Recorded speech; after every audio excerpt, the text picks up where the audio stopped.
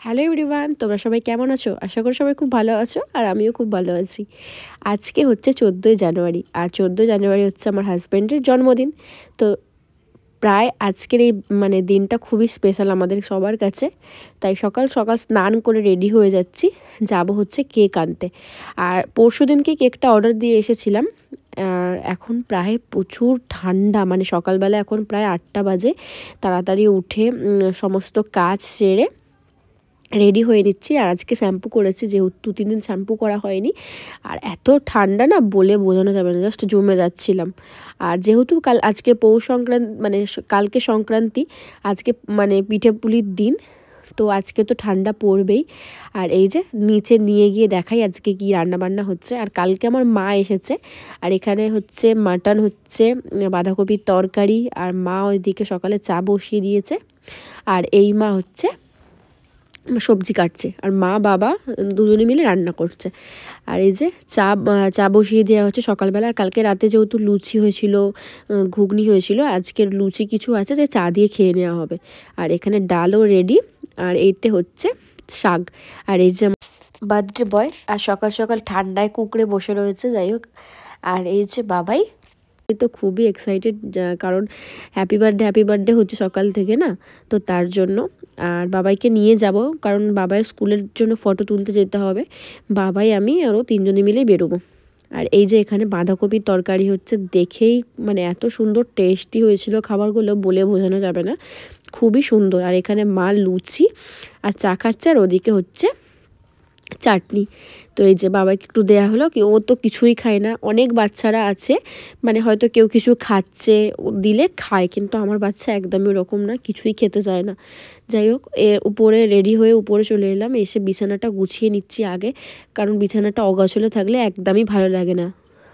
2-1জন আসার কথা আছে, আসার বাপি আসবে, তারপরে আর কেউই আসবে না, ফ্যামিলি মেম্বারদের মধ্যেই হচ্ছে। আর এই যে বিছানা গুছিয়ে নিয়ে একটা ভালো চাদর পাতবো, বিছানার চাদর। আর এখন যেহেতু শীতকালের জন্য মশারিটাও খাটাচ্ছি, আর কম্বল টম্বলও বেশি পড়ে যায়, তার জন্য বিছানাটা গোছাতেও একটু টাইম লেগে যায়। তো আজকে একটা নতুন চাদর পাতবো, নতুন কি কাঁচা চাদর পাতবো। এই চাদরটা তুলে দিয়ে এই যে চেঞ্জ করাও হয়ে গেছে। এবারে আমি হচ্ছে ওর জন্য থালা বাসন বার করব, যেহেতু ওকে আজকে এই কাঁসার থালাটাতে খেতে দেওয়া হবে, তার জন্য। আর এই ওর থালার সেটটা আমার বাইরেই পড়ে রয়েছে, আর এটা আমার মা আমাকে স্বাদে দিয়েছিল, তো ভাবলাম এটাতেই ওকে আজকে খেতে দিয়ে যাক। আর এই যে আমি রেডি হয়ে গেছি, আর যেহেতু স্নান করা হয়ে গেছে, খুব একটা ঠান্ডা লাগছে না।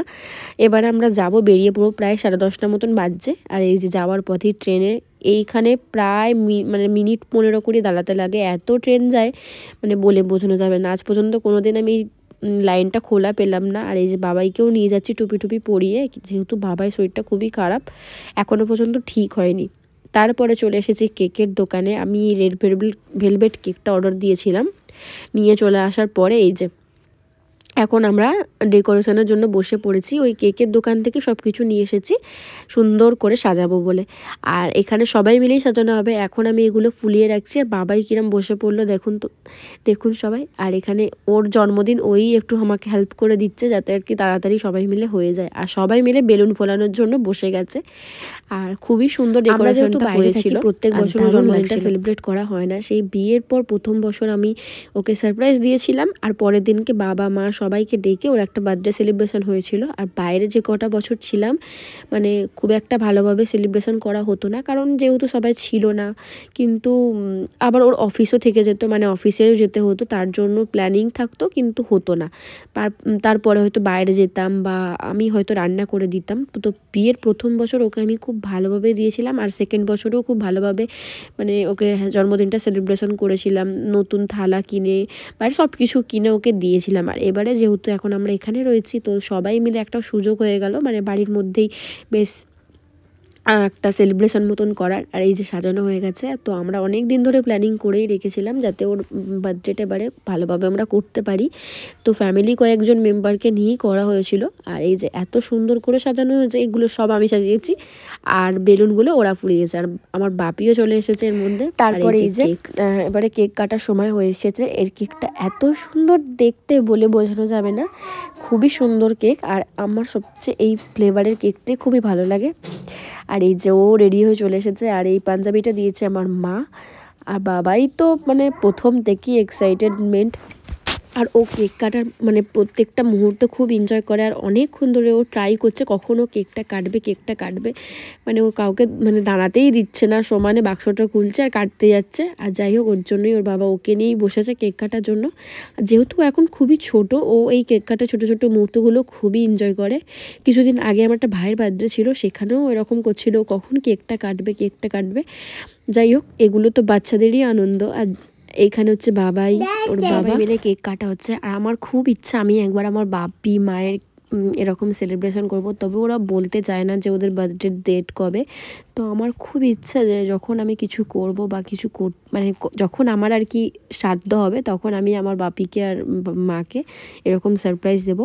হ্যাঁ, আগের বছরে আমার শাশুড়ি মাকে দিয়েছিলাম একটা বার্থডে সেলিব্রেশন, মানে একটা কেক সারপ্রাইজ দিয়েছিলাম। তো আগেকার দিনে কি হতো, তারা তাদের বার্থডেটা খুব একটা জানতো না। আর এখন মানে জিজ্ঞাসা করলেও বলতে চায় না, হয়তো এরকমই, কারণ সেলিব্রেশন করতে চায় না। আর আমার খুবই ইচ্ছা আমি আমার বাপি মাকে এরকম একটা বার্থডে সেলিব্রেশন করব একবার, বা যে কোনো একটা অ্যানিভার্সারি হোক, আমার ইচ্ছা আমি দেব।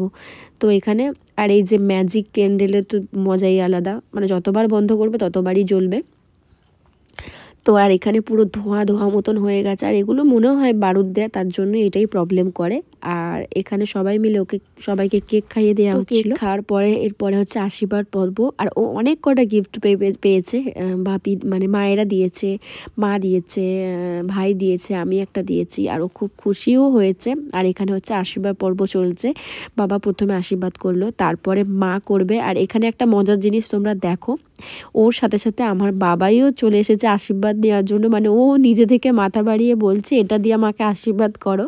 তো এগুলো খুবই মজার জিনিস। যাই হোক, এখানে মা ওকে খাইয়ে দিচ্ছে পায়েস, এটা আমার শাশুড়ি মা।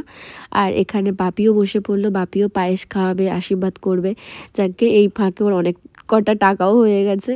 এই যে ডোডো আবার চলে এসেছে ওর দাদার কাছ থেকে, এই যে আশীর্বাদ নেবে বলে আর হাঁ করবে পায়েস খাবে বলে।